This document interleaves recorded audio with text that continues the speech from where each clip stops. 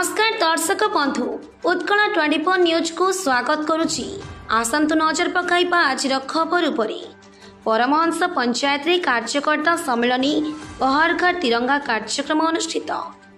कटक जिला कटक सदर अंतर्गत कंदरपुर बीजेपी मंडलर परमहंस पंचायत परमहंस नाथ मंदिर प्रांगण रे प्रधानमंत्री नरेंद्र मोदी आह्वान क्रमे अगस्ट 15 स्वाधीनता दिवस पूर्व हर घर तिरंगा पताका कार्यक्रम अनुष्ठित हो जाइछि।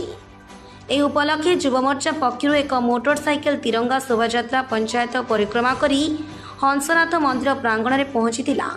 फले कृषक मोर्चा राज्य उपसभापति ऋषिकेश जेना परिचालन आयोजित तिरंगा सभारे कटक सदर विधायक इंजीनियर प्रकाश चंद्र सेठी, राज्य कार्यकारिणी सदस्य प्रतिभा शतपथी, स्थानीय जिला परिषद सभ्य प्रदीप्त महाली, पूर्वतन सरपंच लक्ष्मीप्रिया स्वाई, निर्मल दास, अनिरुद्ध राउल, जोगेन्द्र भुई, मंडल सभापति अक्षय स्वाई प्रमुख जोगदे हर घर तिरंगा कार्यक्रम संपर्क में आलोकपात करते।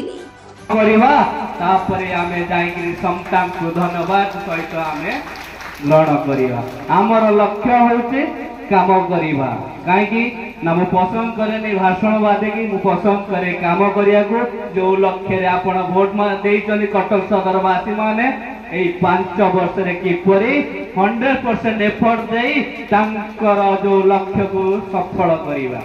हमर यशस्वी प्रधानमंत्री का आह्वान क्रमे प्रति राज्य रे प्रति एरिया रे हर घर तिरंगा यात्रा अभियान चली आमर स्टार्ट हो गलानी जहाँकि प्रति कन्स्टिट्यूएंसी रे मध्य 1000 एभव बाइक यात्रा चलती हर घर तिरंगा यात्रा जहाँकि सहित बाइक यात्रा में शोभा यात्रा चलती विभिन्न प्रकार कार्यक्रम स्कूल पिला अभियान चली जहाँकि तिरंगा पताका प्रति घरे पहुँचब प्रत्येक युवपीढ़ी माने एक भारत माता को भल पाइबार जो आह्वान रही भारत ये प्रेरणा रही यह प्रेरणा ही रही प्रधानमंत्री जो इच्छा शक्ति अच्छी जहाँकि प्रति युवपीढ़ी जहाँकि भारत माता सहित जोड़ी रुहतु। प्रति दिन आम कार्यक्रम अच्छी आज कंदरपुर है काली बयालीस मौजार अच्छी सुदामवती मंडल 14 अच्छी 15 तारीख किशोरनगर में प्रति स्कूल पिला माने पैरेड रे पार्टिसिपेट करेंगे आमर माने जो देश प्रेमी महापुरुष परिवार मानक मध्य सम्मानित करा।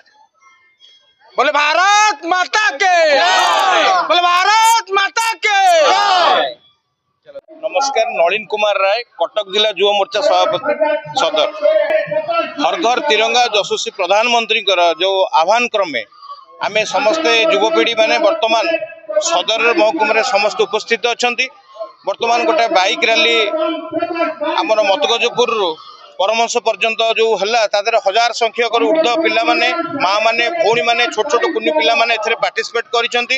राष्ट्रीय भावना सहित भारत को भल पाइबा भारत माटी को भल पाइबा पई सारा भारत को जेमति मोदी आह्वान करुछंती तेणु एकत्रित गोटे जगार गोटे जे समस्त एकत्रित हेबा पई आज आह्वान ए कार्यक्रम अगस्ट 15 पर्यंत चलिबो। तेणु अगस्ट 14 दिन जो विभीषिका हेतिला भारत पाकिस्तान मध्य से जो समय जो माने भारत पर बलिदान देते एवं किसी अंश लोक पाकिस्तान में रही जाते आसी पार नथिले एवं ज्योतिक आसीते कटा शरीर आसाला। तेणु से पीढ़ी को आम मन पकड़ाई 75 वर्ष उपलक्षे आज सारा भारत सारा ओडिशा आम कटक जिला युव मोर्चा तरफ वर्तमान यह कार्यक्रम चली।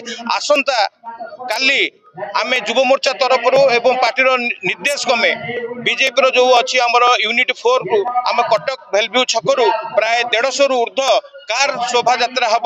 तेणु यही समस्त को आह्वान करा युव मोर्चा को 8टा क्लस्टर जेहेतु बांकी बारंग आठगढ़ बड़वा नरसिंहपुर सदर नियाली एवं टांगी सालेपुर सबुआड़ समस्त आमर जतिक युवपीढ़ी माने एकत्रित हो गोटे जगार आम सारा भारत सारा ओडिशा को आम देखा राष्ट्रीय प्रति केते भक्ति भावना से कार्यक्रम आज आयोजित होती हर घर तिरंगा। धन्यवाद। जय भारत माता की, भारत माता की जय। कटक देवेंद्र सेठी रिपोर्ट उत्कल 24 न्यूज।